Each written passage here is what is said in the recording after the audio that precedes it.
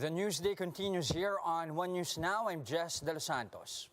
The Health Department says that the Philippines is on its last mile of the COVID-19 vaccination program. To tell us more about this, we have NTF Special Advisor Dr. Ted Herbosa joining us via Zoom. Good afternoon, Dr. Ted. Thank you for joining us. Hi, good afternoon. Good afternoon to all the televiewers. Now, Dr. Ted, how is the country's vaccination going so far? Are we on track to reach the 90 million target by end June? So far we have 65 million Filipinos already with 2 doses. We have about 11.4 million with the booster dose, and we have about 69 million with the first dose awaiting their second dose. So we just concluded our national vaccination days wherein we targeted 1.8 million more doses. However, we did not make the target. We only reached about 70% of that at 1.4 million doses delivered. So we're continuing to push for more vaccinations, especially now that we are in lower alert levels. And in fact, there are areas that cannot reach alert level 1 because of their low vaccination rates. Do you have any, can we specify at least these areas, Dr. Ted? Yeah, we have the a little over 30% in both BARM and the Mimaropa regions. So the Mimaropa is our island region, so there's really difficult access for the vaccines. And our BARM also, we have a lack of vaccinators and the areas are quite remote. So we're ramping up the vaccinations in those areas. It seems this is the reason for our saturation, because most of our urban centers have reached 100% or 70 to 100% of their target vaccinations. So it's really in the more remote areas where we need to ramp up vaccinations. Okay, does this mean also, Dr. Ted, that you are going to extend efforts to hold mass vaccinations? I mean, like what you mentioned earlier, you have been missing your targets. And do you also somehow factor in the possibility that whenever cases are down, that's when inoculation somehow slows down as well, leading to the government at least missing its inoculation targets? That's correct. No, our opinion is that many people, when they are not scared of getting infected, tend to forgo with their either scheduled second dose or senior citizens that need to be vaccinated. So there is no fear, of infection. But in fact, the opposite is true. That we should actually be getting vaccinated because, as we all know, this cycle of outbreaks is it will get low and then it will get high again, as what's happening in the nearby countries. So we're really pushing and recommending that our countrymen continue to get updated with their vaccines. Those that need a booster, 3 months or more from their second dose should already get vaccinated. And our senior citizens, who we need to protect, must get their vaccinations already. Now, of course, Dr. Ted, we're already in the thick of the election season. Will this in any way affect the vaccination timeline as well?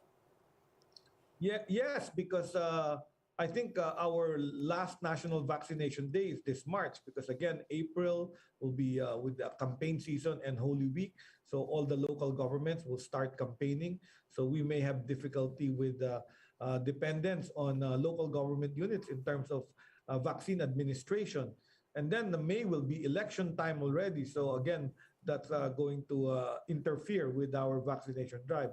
However, we have shifted our efforts to private sector. We passed on some of the vaccination of the booster to our boticas or drugstores. And now the Philippine Medical Association with its doctors' clinics have also volunteered to help the government ramp up injections of booster doses to all those that need them. Okay, should the government reach its target of inoculating a huge percent of the population by mid-year, what's next on the agenda here? Are we looking at a possible transition to a new normal by then? Correct. Our target is by June 30, we have inoculated 90 million Filipinos with 2 doses, minimum of 2 doses. So we have 90 million Filipinos fully vaccinated by the end of June. And with that, I think more restrictions can be lifted. Even wearing of masks in outdoor may possibly be removed because the risk will be lower. Also, this helps us in terms of our tourism efforts. We are inviting more tourists to visit the Philippines because by then, at 90 million, most of our tourism workers would be vaccinated already. Now, lastly, Doc Ted, before we let you go on another topic, are you seeing less demand for COVID testing as well? And where is the demand coming from, if ever? Well, as you know, we have shifted our testing. We now include the antigen test as well for those traveling to the Philippines. You can choose either a PCR test 48 hours before your flight or an antigen test, a laboratory-based antigen test 24 hours before your flight. So it's now an option to get the antigen rather than the PCR test. Also, we continue to test. We call it the expanded targeted testing, wherein if you are exposed, you have symptoms, we will have to test you. And if you are going to be hospitalized, we are going to test you. So we continue to have about 20 to 30,000 tests per day. All right, thank you very much for your time this afternoon. Again, NTF Special Advisor, Dr. Ted Herbosa. Thank you very much and good afternoon. Now, more stories after this short break. Stay with us.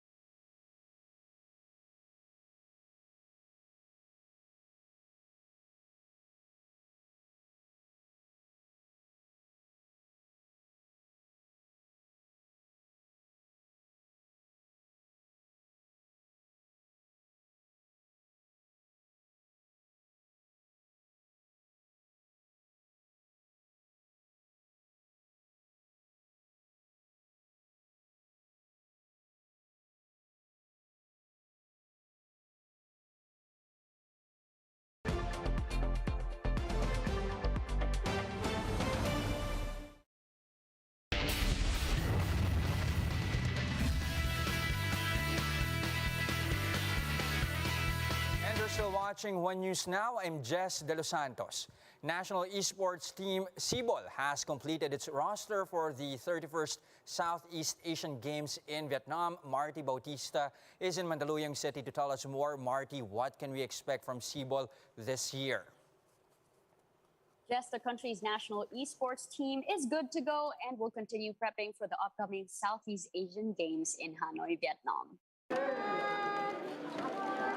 After weeks of tryouts, Sibol finally completed its official roster for the biennial meet. It is composed of 55 athletes from different games and 9 coaches. The Philippines will have a representative in all 10 esports events, League of Legends, Mobile Legends to PUBG, just to name a few. Sibol will also be debuting its first all-female team for League of Legends Wild Rift.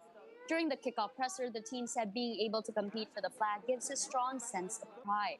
It's also an avenue for them to show that women can also thrive in esports. Sibol is currently training at the Bren Esports facility in Makati.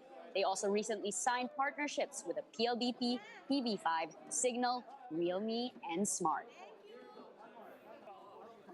Sibol looks to pick up where they left off in the 30th Southeast Asian Games hosted by the Philippines, where they won 3 golds, 1 silver, and 1 bronze. Jess?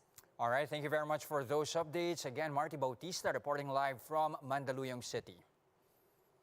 The country's Olympic Committee has suspended the Philippine Athletics Track and Field Association for 90 days.